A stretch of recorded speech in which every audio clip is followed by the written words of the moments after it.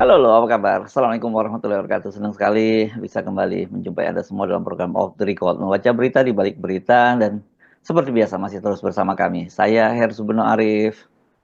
Dan saya Agi Beta senang sekali menjumpai Anda hari ini dan ada beberapa topik yang akan kita bahas hari ini Mas Yus ya. Ya, tapi Mhm. jujur aja saya jadi bingung sebenarnya kadang-kadang membaca berita ini. Kita udah kadang analisis, ternyata kemudian konteksnya salah gitu. Karena sekarang di antara para menteri sendiri aja saling bantah-bantah ya Mbak Agi ya. Ya, betul. Mhm. Misalnya soal Iya. Pak Luhut yang menyatakan bahwa PP 12% itu nggak jadi diberlakukan, tapi kemudian dibantah oleh Ibu Sri Mulyani.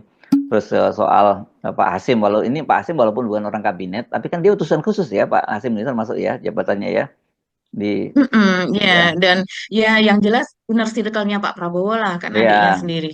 ya dia menyatakan bahwa ini Kementerian Penerimaan Keuangan Negara itu akan dipisah gitu ya. Hmm, Jadi dan itu sebenarnya betul. kan ide yang sudah lama sejak sebelum akhirnya diumumkan kabinet Ibu Sri Mulyani tetap jadi Menteri Keuangan. Sebelumnya kan sudah diumumkan juga akan dipecah, tapi kan nggak jadi. Nah sekarang Pak Hasim sudah menyatakan itu, bahkan menunjuk nama menterinya yakni Pak Anggito Abimanyu, tapi kemudian dibantah oleh Istana, juru bicara Istana, kantor komunikasi Presiden, tapi belakangan kemudian dibenarkan oleh Pak Airlangga Hartarto. Erlangga. Ya. Saya jadi teringat ini soal kayak sebelumnya Fahri Hamzah juga pernah disebutkan waktu itu soal Menteri Perumahan, katanya dia nanti akan ngurusi gitu. Ya, Tiba-tiba yang muncul nama Marwarar kan gitu, Fahri Hamzah yang ya, jadi wamennya.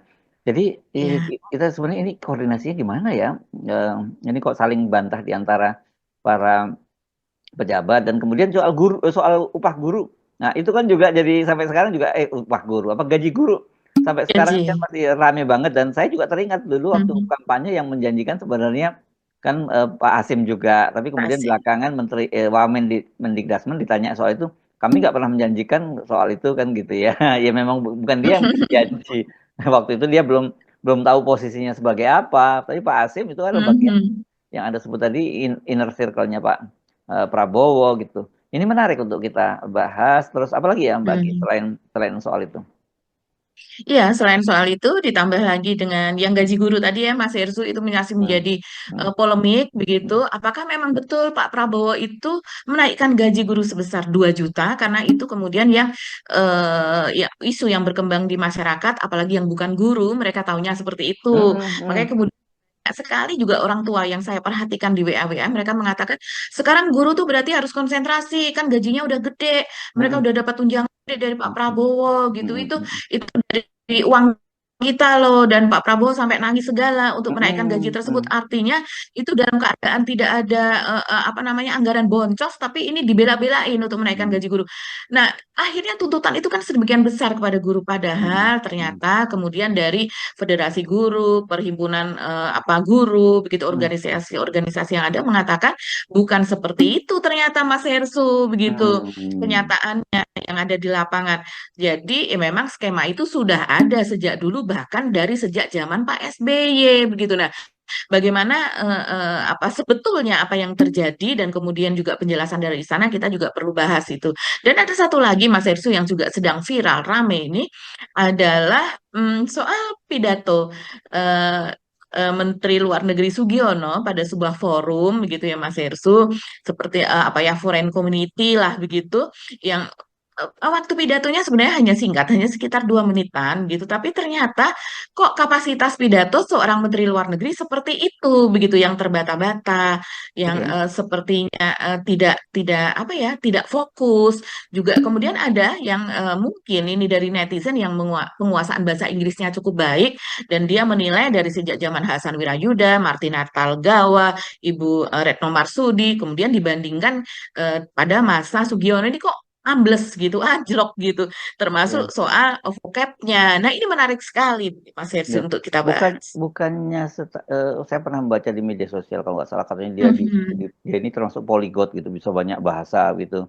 Dan Mhm. kemudian waktu di Komisi 1, waktu masih dengan rapat kerja Ya. dengan Menhan kan, waktu ada naskah yang dalam bahasa Prancis, kemudian Mutia Hafid pada waktu itu menjadi ketua Komisi 1 dan minta Sugiono, mungkin wakilnya pada waktu itu ya, untuk membacakan itu. Dan Mhm. kemudian Mutia waktu itu kelihatannya dapat bocoran bahwa Sugiono akan jadi Menteri Luar Negeri, terus dia ngomong bercandain, udah apa Udah dia cocok. udah cocok ya, gitu udah cocok. Gitu sih, saya jadi agak agak kaget juga karena kan bukannya dia juga lulusan sekolah di Amerika gitu, Mbak. Iya, betul sekali. Jadi Sugiono ini kalau kita melihat di media-media sosial sekarang itu era media sosial itu memang luar biasa Mas Hersu. Hmm. Bisa menampakkan apa saja, bisa menarasikan apa saja tanpa kita Hmm. dan orang-orang itu cenderung untuk tidak mengkonfirmasinya lebih Hmm. lanjut gitu dan Hmm. untuk mencari konfirmasi juga susah gitu karena keterbatasan teks yang ada di internet. I believe help me to carry out this responsibility that's been given by President Prabowo to navigate the foreign policy of Indonesia.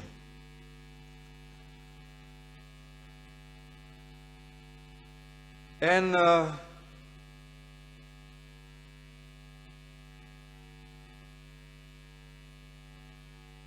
there's some questions regarding the direction of Indonesian foreign policy in the future. I think Pak Dino has had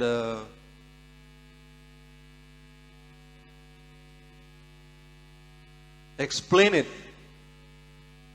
in a very well and eloquent remarks. But I also want to reiterate again that Indonesian foreign policy, as stated by President Prabowo, will not change its course from what traditionally and constitutionally we are abide by all these years. We are remain non-aligned, meaning, again, as Pak Dino said, non-aligned, not joining any military pact or any military bloc, because traditionally, Indonesia, the interest of the people of Indonesia is to be friend with everyone, an enemy to none. Or taking from the president's, quoting from the president's term, 1,000 friends to few and one enemy is too many. Jadi kalau soal Sugiono ini, sanjungannya di media sosial memang luar biasa sekali, Hmm. apalagi itu di TikTok yang sering disebut sebagai kandang monyet itu Mas Hersu, apa saja bisa masuk di sana Hmm. begitu. Hmm. Siapapun begitu ya, dari yang bagus sampai yang jelek, yang buruk sekalipun. Nah, Sugiono ini memang seperti dikatakan Mas Hersu, dia dinarasikan gitu sebagai polyglot, yaitu bahkan dia menguasai 59 bahasa. Ini Terus sih kemudian berlebihan ya, saya kira berlebihan lah itu ya. itu rame sekali baik meme maupun videonya gitu yang menarasikan dan menyanjung-nyanjung soal itu. Ada juga yang mengatakan 32 atau 36 bahasa saya lupa tapi 30-an. 30-an pun itu juga sudah Hmm. luar biasa Luar sekali biasa siapa ya. ya di dunia ini ya. Hmm. Dan kalau seandainya begitu saya rasa akan menjadi salah satu keajaiban begitu ya kalau Hmm. kalau memang betul demikian. Tapi selama ini kan juga ini baru apa namanya baru keluar sanjungan-sanjungan seperti ini itu ketika dia kemudian sebelum menjelang menjadi menteri dan juga sesudah jadi Oke, menteri. nah Ini ini ya, saya curiga ini Mbak, saya curiga ini kelakuan buzzer-buzzer yang sama yang di eranya Pak Jokowi gitu, yang dulu juga menyanjung-nyanjung mm-mm, Pak Jokowi layak jadi Sekjen PBB dan Sekjen sebagainya. PBB. Nah, kelihatannya mungkin jangan-jangan pelakunya sama ini Mbak gitu, dianggap semua orang gitu on gitu. Tetapi waktu itu saya terkejut-kejut, banyak sekali teman-teman saya terutama yang di daerah meyakini betul loh waktu itu gitu, karena rupanya mereka termakan dengan media sosial gitu. Betul. Memang yang termakan oleh media sosial ini banyak sekali. Tapi kalau kita melihat profil dari Sugiono ini, Mas Hersu, ini memang profil untuk profesionalnya ya secara politik saja ya. Kalau kita melihat misalnya dia memang dari Tarnus. Nah ini kan di sekelilingnya Pak Prabowo berapa yang Ya. tidak dari Tarnus begitu kan? Mungkin Pak Rahmat Pambudi saja begitu yang dari IPB dan Hmm. SMA-nya di mana begitu kan? Kebanyakan memang dari Tarnus karena memang Prabowo ini senang karena di Taruna Nusantara ini sudah dididik sekolahnya secara militer begitu kan. Jadi kedisiplinannya bisa bangun jam 4 pagi, taruhlah seperti itu. Kemudian bahasa Inggrisnya biasanya bagus, bisa baris berbaris yang artinya badannya tegap-tegap apa dan sebagainya. Bersih karena mereka harus membersihkan sabuk, harus membersihkan tanda pangkat apalah sebagainya begitu. Jadi memang sekeliling Pak Prabowo baik baik itu Sestri, ajudan dan sebagainya yang anak-anak muda itu yang Bahkan sering kita lihat itu. sampai anu ya di Rut Pertamina kan juga lulusan Tarnus ya. Iya, lulusan lulusan Tarnus begitu. Jadi memang Direktur Tarnus minded Garuda, lah nah, gitu. Dirut Ya, Garuda. Jadi memang banyak lulus dari situ. Ya. Oke. betul. Ya. Wait, kita mulai dari udah panjang ini kita jadi yang bahas Sugiono jadi. Nah, Kita langsung saja kita bahas Sugiono sekaligus Mas Ersu. yes, oke. Tapi tadi kita kan membahas soal beda-beda apa ya? Mhm. Ini Oh penjelasan iya, iya. antara satu menteri Bantahan. lain ya, bantahan saling Mhm, membantah ini kan mhm, menunjukkan bahwa memang tidak ada koordinasi yang cukup bagus kan. Seharusnya kalau kita lihat dengan nomenklatur yang ada sekarang ini mhm. yang 100 orang tapi kan ada 7 orang Menko. Mestinya 7 orang Menko itu bisalah mengkoordinasikan menteri-menteri yang sebanyak itu. Tapi mungkin karena kita kemarin bahas soal anggaran yang terbatas, mungkin Menko-nya juga pusing dia mau mengkoordinasikan karena anggarannya nggak ada. Jadinya seperti itu gitu kan. Nggak harus presiden kan kalau dalam masa seperti sekarang harusnya Menko-Menko itu membantu presiden dalam mengkoordinasikan menteri-menteri di bawahnya kan gitu. Iya, betul sekali Mas Ersu. Jadi kembali kepada masalah ini ya, saling membantah ya Mas Ersu. Mhm. Saya juga heran. Jadi yang bisa dipercaya itu siapa, begitu Mhm, kan? mhm. Dan kemudian dan sepertinya kalau kalau Hasim ini kan beberapa kali juga ya berkaitan dengan dia ketika Pilpres kemarin, kemudian dia membocorkan keinginan Prabowo untuk menaikkan gaji guru menjadi apa sebesar 2 juta itu kan Mhm. memang mungkin karena dia adalah orang yang lebih sering berdekatan dengan Prabowo dan tahu apa cita-cita Prabowo. Kalau saya Mhm. rasa seperti itu ya.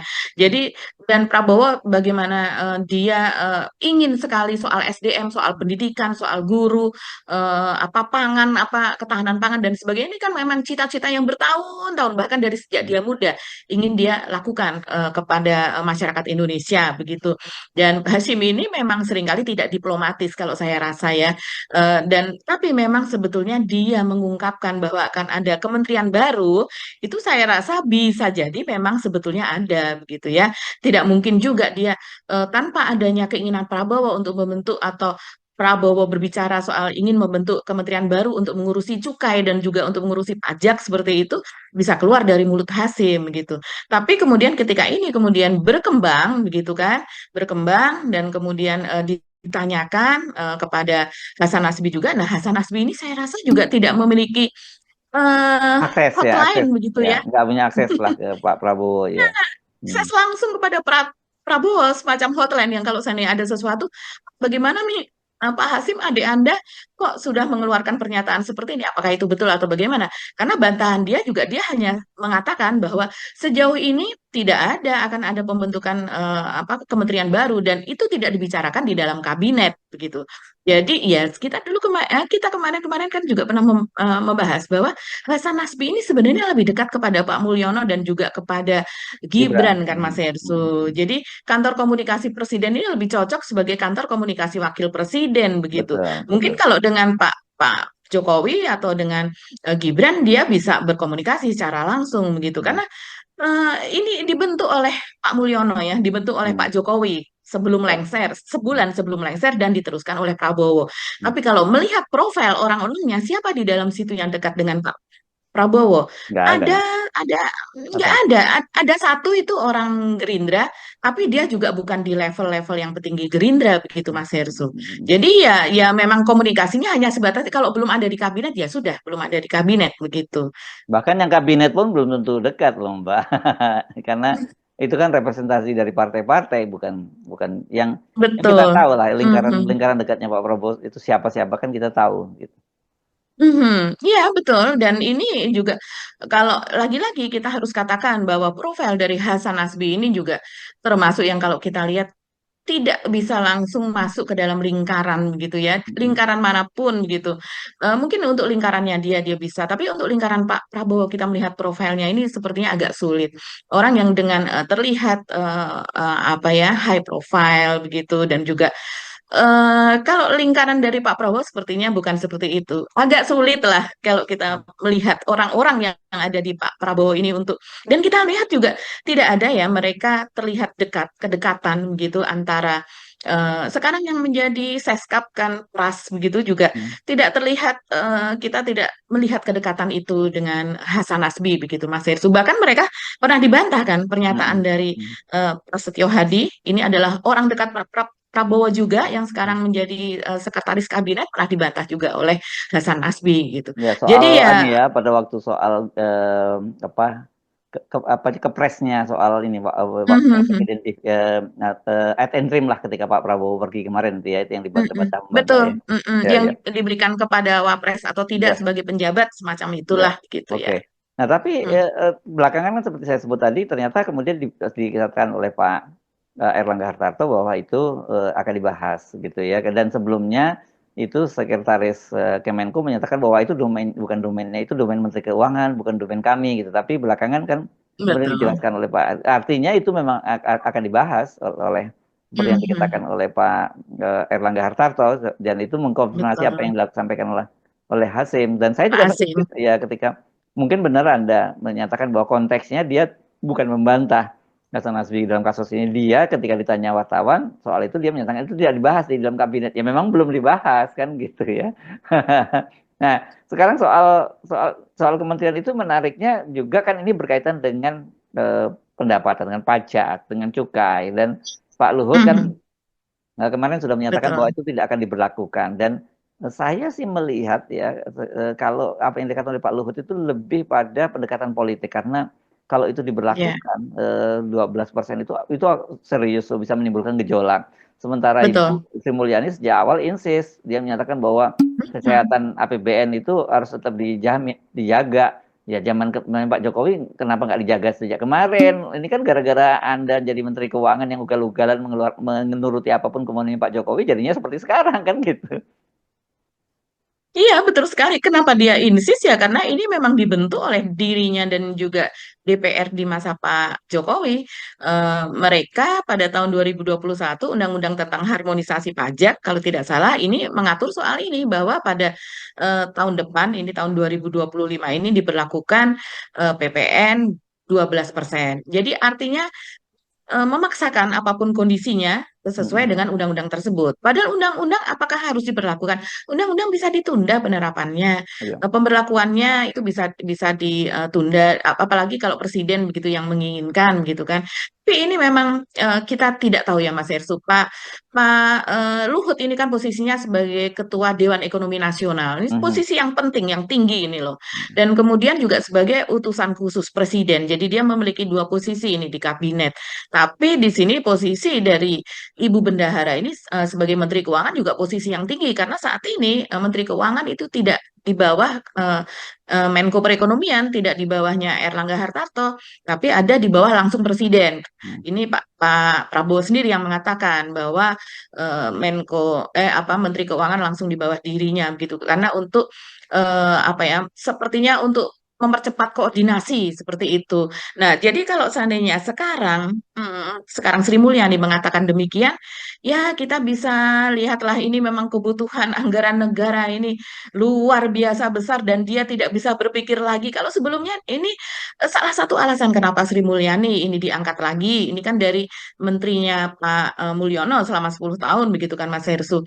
Dan kemudian orang kemarin kan menduga tidak akan diangkat lagi, tapi belakangan kita mendengar juga bahwa sepertinya Sri Mulyani masih eh, apa ya memiliki keinginan greget juga menjadi Menteri Keuangan kembali dan ternyata Pak Prabowo mengangkatnya kembali. Dan salah satu alasannya yang diduga kuat, pengamat pun mengatakan demikian adalah karena dia memiliki jaringan internasional Mm. jaringan internasional dan para kreditor internasional, lembaga-lembaga internasional Mm. di mana kalau dia mengajukan pinjaman itu mempercayai hal tersebut begitu Mm. karena kedudukannya yang sebelumnya di apa namanya di World Bank begitu Mas Hersu ya.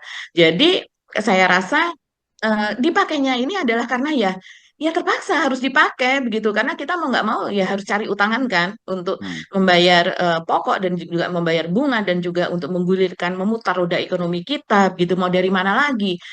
Sementara sekarang kondisi di dalam negeri sudah ancur-ancuran gitu bisa dikatakan Mm. karena cash money-nya itu Hmm. apa namanya sangat kering begitu Mas Hersu. Jadi ya saya sih lebih memang mungkin Luhut itu kan dia sebagai Pak Luhut ini kan juga sebagai pengusaha ya. Hmm.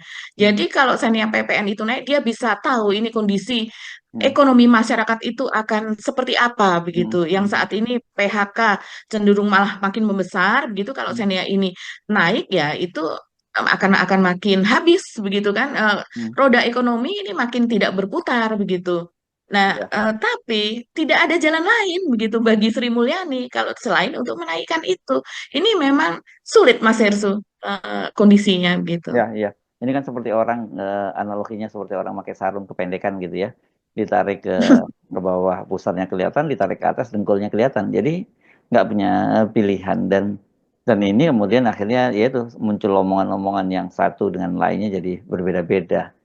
Oke, itu Iya, sebenarnya iya, sudah di awal kita duga. Kita kita pindah ke topik yang soal guru itu ya, Mbak ya. Kelihatannya tadi yang iya. strategi pendidikan. Ini menarik karena saya sendiri bukan Mhm, saya sendiri ya, kita sendiri sempat diingatkan oleh seorang seorang guru ya pada waktu itu kelihatannya itu bukan karena saya sendiri juga mhm, memahaminya bahwa untuk itu mhm, gaji pokoknya untuk ASN itu dinaikkan 2 kali lipat dan kemudian yang mhm, honorer itu dapat kenaikan 2 juta karena sebelumnya hal yang sama juga dikemukakan oleh ketika Pak Prabowo belum mengumumkan kan Pak Menteri mhm.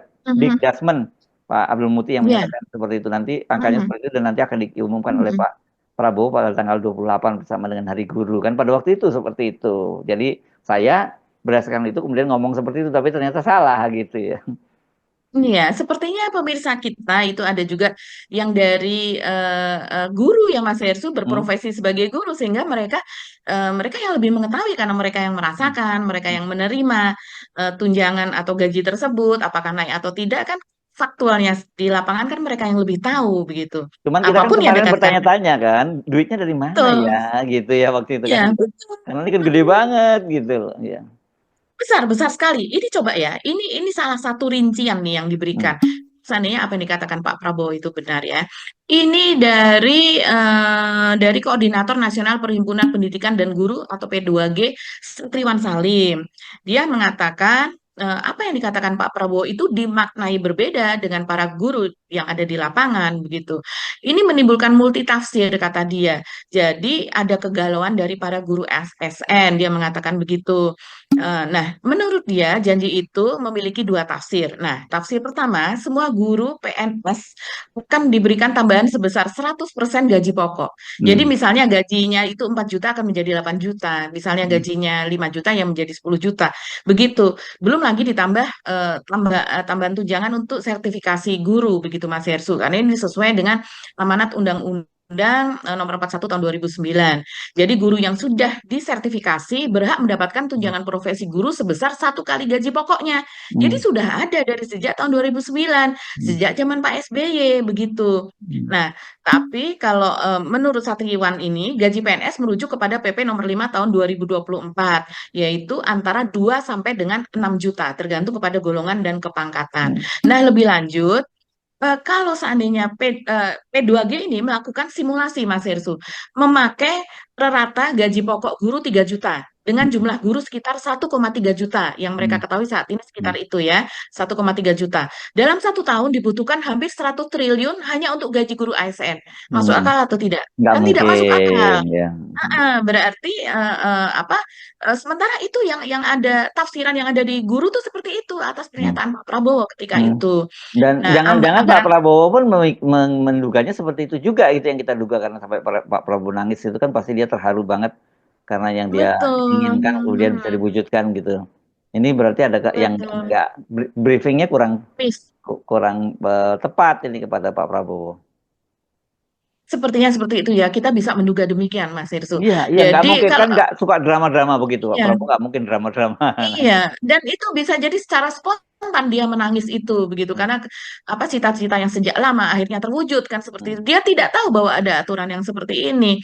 Terus kemudian tafsiran kedua menurut Satriwan tadi ya, koordinator perhimpunan guru tersebut, kenaikan 1 gaji pokok tersebut merupakan tunjangan profesi guru yang diberikan bagi guru-guru PNS yang sudah disertifikasi.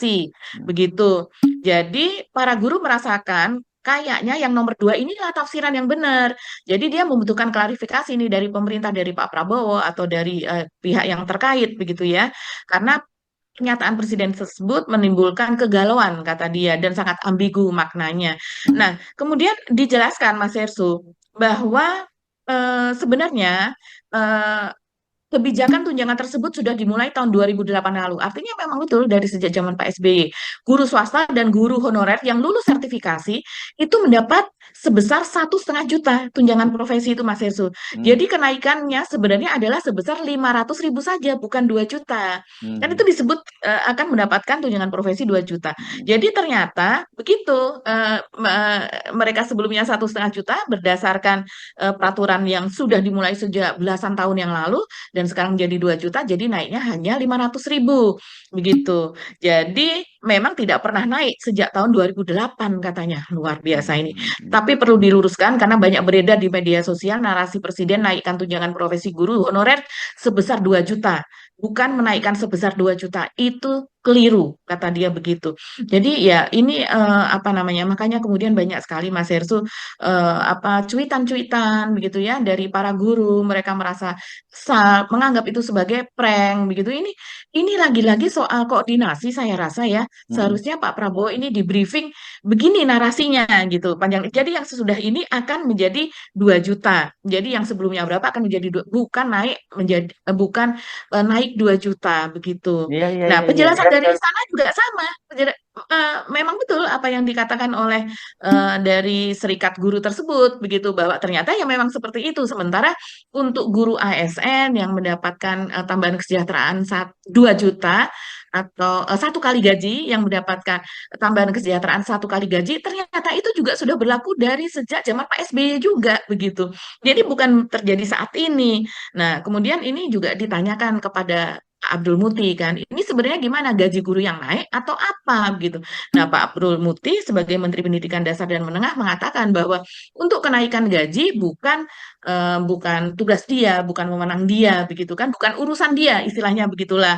Karena memang kalau untuk kenaikan mau itu gaji guru, mau itu gaji dari kementerian lain yang ada di bawahnya ya, itu adalah kewenangan dari bendahara negara yaitu Menteri Keuangan, bukan kementerian teknis yang terkait begitu. Jadi memang ini bukan kenaikan gaji guru ya, ini adalah semacam tunjangan profesi atau peningkatan kesejahteraan seperti itu gitu. Jadi multi tafsir ini memang harus diluruskan dan ini jadi pelajaran besar Mas Hersu karena kemudian banyak sekali loh yang apa namanya tanggapan dari netizen, komentar dari netizen itu dijadikan judul gitu ya. Dan judulnya ini menohok menurut saya. Seperti misalnya, drama tangisan Prabowo kalau umumkan kenaikan gaji guru 2 juta, tapi faktanya 500.000. Ini kan, Ya, ya. iya karena gara-gara cara penyampaian yang Iya, tidak iya, iya. tidak ini, guru se-Indonesia mengelus dada, kenaikan gaji 2 juta yang dijanjikan Prabowo hanya angan-angan. Jadi seperti itu, begitu penafsirannya. Iya. Saya sendiri sejak ketika Pak Mufti menyampaikan itu, saya menafsirkan seperti itu. Bahkan ketika Pak Mufti menyatakan bahwa nanti akan disampaikan sendiri oleh Pak Prabowo. Tapi Pak Mufti kan sudah membocorkan soal itu. Besarannya ya seperti itu, narasi yang saya kira sama. Berarti saya nggak sendirian, karena guru-guru juga menangkap pesan yang sama seperti yang saya tangkap gitu. Betul, betul. Jadi malah dianggap prank juga. Dia mengatakan Prabowo prank naikkan gaji guru ternyata cuma tunjangan sertifikasi yang sudah ada sejak 2008. Jadi yang sudah dilakukan Pak SBY sejak itu kemudian narasinya diulang kembali seolah-olah menjadi Ya. sesuatu kebijakan yang baru. Ini ngenes betul ini kasihan Iya, guru ya. kasihan guru, kasihan Pak Prabowo juga. Betul, Pak Prabowo itu banyak sekali urusannya sehingga Hmm, hal seperti ini kalau tidak dibuatkan teks secara detail, mungkin kalau seandainya di briefing hanya secara verbal saja, saya rasa juga sulit ya. Orang kita yang mungkin lebih mudah saja misalnya di briefing secara verbal saja juga sulit untuk ya, menerimanya, Mas Ersu. ya. Seharusnya itu dalam bentuk teks yang dibacakan hal Yes, seperti sir. itu. Tapi saya kira nggak perlu menunggu konfirmasi lagi ya. Karena saya tahu banyak sekali guru-guru berharap-harap cemas. Mudah-mudahan benar namanya Pak Prabowo. Itu dipastikan nggak mungkin kondisi keuangan negara lah. Yaitu ke ya teman-teman para guru ini mesti mereka juga ngitungnya di situ. Jangan mikir wah pasti dapat nih. Mudah-mudahan Pak Prabowo kemarin khilaf dan belum memberikan instruksi kepada anak buahnya saya kira nggak mungkin dilakukan dalam situasi sekarang ketika kemarin para menteri-menteri Menko aja minta tambahan gaji, tambahan anggaran, terus tiba-tiba dia sampai berapa tadi naiknya 100 triliun setiap tahun, ya nggak mungkin lah itu. Iya, Orang nggak sampai mungkin makan memerlukan siang anggaran dia, sekian banyak. dia makan siang gratis saja diturunkan kok gitu loh, apalagi guru. Jadi udah deh, jangan terlampau terlampau berharap yang boten-boten gitu. Iya, iya, betul sekali Mas Ersu. Jadi kita masuk kemana lagi nih Mas Ersu? Apalagi yang kita bahas? Mungkin Sebenarnya kita udah dua-duanya, tapi tadi Sugiono sudah sempat kita bahas lumayan panjang, tapi kalau mau didalamin lagi, ayo kita bisa dalamin lagi. Iya ya, Sugiono ini juga menarik, Mas Ersu ya. Kita tambahin lagi ya informasinya. Jadi seperti misalnya di suara.com ini menulis video Menlu Sugiono pidato bahasa Inggris jadi gunjingan. Maaf, kacau katanya begitu. Ada juga ini yang menulis bahasa Inggris Menlu Sugiono rame dicibir pada lulusan kampus militer tertua di Amerika. Ya, Norwich University itu tadi Mas Ersu ya. Military University. Kemudian ada yang kemudian langsung membahas Mas Ersu ini disampingkan dengan Ibu Menteri. Beda pendidikan Menlu Sugiono versus Retno Marsudi. Kemampuan bahasa Inggris jadi sorotan ya. Ibu Retno ini adalah berkarir ya. Dia dari bawah itu di Iya. Kementerian Luar Dan, Negeri. Dia melalui berbagai bahasa ini kan pendidikan sehari-hari ya Mbak ya, praktis sehari-hari ya. sehari-hari. Jadi kalau lama Betul, nggak tidak dipakai hanya ya. Tidak hanya ucapan, tapi juga tulisan, kan seperti itu. Kalau orang yang berkarir di kementerian yang seperti itu, Mas Ersu, bahasa tulis, menulis, surat menyurat, apa dan sebagainya. Dan kemudian juga berbagai pendidikan yang berkaitan dengan apa namanya, ke luar negerian lah, bagaimana cara berdiplomasi dan sebagainya. Sementara kalau kita lihat, sebetulnya mungkin Sugiono ini juga apa ya bisa dikatakan orang pandai, bahkan ada yang memuji-muji orang jenius ya gara-gara dia mampu puluhan bahasa itu tadi katanya, tapi ini ya. Dan kemudian juga apa namanya sanjungan-sanjungan itu dimakan begitu loh, dan kemudian dipercaya sebagai sesuatu keniscayaan. Makanya ketika kemudian ada rekaman, dan rekaman itu sekarang viral sekali Mas Yesus, sudah ditonton berjuta-juta. Itu hanya oleh satu akun saja di X. Padahal kita tahu pengguna X itu kan hanya sekitar 25 juta begitu, dan ini sudah ditonton sampai jutaan kali dan menjadi viral begitu. Nah, ini ada lagi yang mengatakan bahasa Inggris Menlu Sugiono dicibir terlalu medok, warganet kangen Bu Retno. Ini mungkin mendok maksudnya mendok Jawa ya. Tapi gini, kalau saya melihat beberapa apa namanya, tapi bukan Menteri Luar Negeri sih ya. Misalnya orang India itu kan memang aksennya memang sulit untuk menghilangkan aksen India, walaupun ketika saya misalnya zaman dulu begitu, kalau sekarang bisa langsung ya, zaman dulu untuk menelpon begitu seorang teman atau saudara di Amerika itu kan melalui operator seringkali orang India, dan mereka dengan bahasa Inggris yang sangat unik yang kadang-kadang kita juga apa ya harus hati-hati mendengarkannya begitu. Nah, ini yang dipermasalahkan oleh warganet soal medok, tapi itu masih bisa, aksen seperti itu masih bisa dimaafkan lah. Walaupun kalau untuk seseorang yang poliglot yang menguasai 59 bahasa ya sepertinya agak sulit untuk dimaafkan gitu. Kemudian ada yang menulis juga, blundernya presiden, publik kecewa dengan pilihan Prabowo. Pidato Menlu Sugiono yang dinilai kurang siap, bikin skrip, hafalkan kata kata netizen, disuruh lain kali daripada bergaya dengan apa seolah-olah ingin berorasi tanpa ada skrip, udahlah nggak apa-apa. Pakai skrip pun nggak jadi masalah gitu. Sekarang bukan Karena hanya skrip Mbak, sekarang harus bisa pakai apa namanya teleprompter kan bisa. yang memakai teleprompter gitu ya, Kayak megang Gibran ya, kayak Gibran kan. Gibran. Gitu. Tapi kalau di acara itu mungkin ya ini bukan acara yang sebesar itu ya, di tempat yang sangat besar sekali mungkin ya. Tidak pakai teleprompter lah, mungkin hanya sekedar memakai gadget saja di tangan gitu. Tapi itu sudah sangat membantu, apalagi untuk pidato yang hanya sekitar 2 menit. Kalau saya lihat Mas Ersu videonya itu ada jeda, yang sampai saya ulang, kok jedanya lama sekali, mungkin sekitar 5 detik atau lebih gitu ya, karena terasa lama gitu yang dia diam saja begitu. Ini kenapa? Ada apa begitu kan? Apalagi dia berkali-kali tidak mengemukakan pikirannya sendiri, dan itu hanya ngomong soal bagaimana apa kebijakan politik luar negeri kita gitu yang tetap akan sama, yang artinya non-blok begitu kan, bebas aktif. Nah, ini kan sudah pasti itu sesuatu yang menurut saya tidak perlu dibahas lagi. Kalau seandainya kebijakan itu berubah, itu artinya undang-undangnya berubah. Ini sudah kebijakan yang nggak bisa diubah tanpa kita Ya, mengubah undang-undangnya. Jadi kalau nggak ada perubahan ya nggak usah dibahas lagi. Mesti itu juga yang dipersoalkan oleh warganet. Dia hmm, bisa membahas yang lain yang lebih ya. bermutu begitu. Itu yang terjadi dah. Oke, saya kira memang banyak sekali catatan-catatan dan risikonya memang sekarang dengan netizen yang kita yang sangat sangat rewel Kritis. seperti kritis ya Betul. bukan rewel ya memang mesti hati-hati jadi Mhm, pendapat sekarang mhm. gitu ya. Dan ini lagi, satu lagi Mas Hersu, ini yang dikritisi. Orang jadi menanyakan jejak dari Sugiono. Hmm, Karena Sugiono ini yang kita tahu ya jejaknya dia sebagai pengurus Gerindra dan juga dia jejaknya di Komisi 1 begitu kan. hmm, hmm. Tapi secara apa ya jejak yang misalnya dia ahli apa-apa dan sebagainya memang kita tidak menemukan itu. Dia lebih banyak sebagai sekretaris pribadi presiden lah gitu atau Prabowo lah dan Prabowo. dikatakan sebagai anak ideologis Prabowo karena ternyata ya apa namanya ketika dia dari TNI kemudian dia dari Letnan 2 dia keluar dari Hmm, TNI dan kemudian hmm, langsung bekerja untuk Prabowo itu kan hmm, memang ya, hmm, itu masih muda sekali kalau masih ya, Letnan 2 ya Mas Hersu hmm, dan hmm, sampai sekarang dia yang melekat kepada yes. Prabowo begitu. Oke, Magi, kita ketemu lagi insya Allah besok ya. Eh, Tetap semangat Mhm. ya, ya dan kami mohon pamit. Saya Ersubun Arif. Dan saya Agbeta, terima kasih atas perhatian Anda. Tetap semangat. Wassalamualaikum warahmatullahi wabarakatuh. Waalaikumsalam warahmatullahi wabarakatuh. Salam akal sehat. Salam akal sehat.